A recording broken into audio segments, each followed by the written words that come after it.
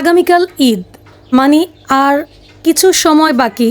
সবাই যেখানে গরু কেনাকাটায় ব্যস্ত, ওইখানে আমি আমার এই ছোট্ট ঘরটা গুছানো নিয়ে একটু ব্যস্ত।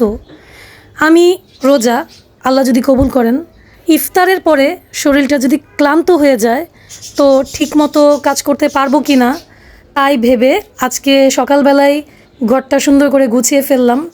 আমরা যারা ঘরে বাইরে কাজ করি তারা চাইলেও প্রতিদিন খুব পরিপাটি করে ঘরকেও রাখতে পারি না, নিজেরাও থাকতে পারি না, কারণ দুই দিকটাই আমাদের সামাল দিতে হয়। আর হঠাৎ করে যদি অগুছানো জিনিসটা একটু গুছিয়ে ফেলা যায় তাহলে একেবারে মনে হয় যে কত বড় হ্যাডাম পার্সনের ঘর।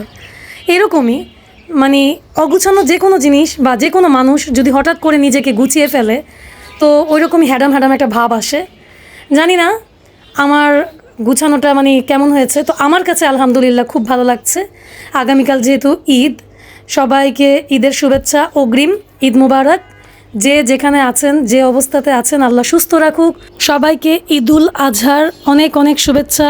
ঈদ মুবারক, ঈদ মুবারক। আল্লাহ সবাইকে মানে যাদের সামর্থ্য হয়েছে তাদের সবাইকে কোরবানির পশু কেনার তৌফিক দান করুন এবং সহি সালামতে যার যার পরিবারকে নিয়ে ঈদ করার তৌফিক দান করুন। আল্লাহ হাফেজ।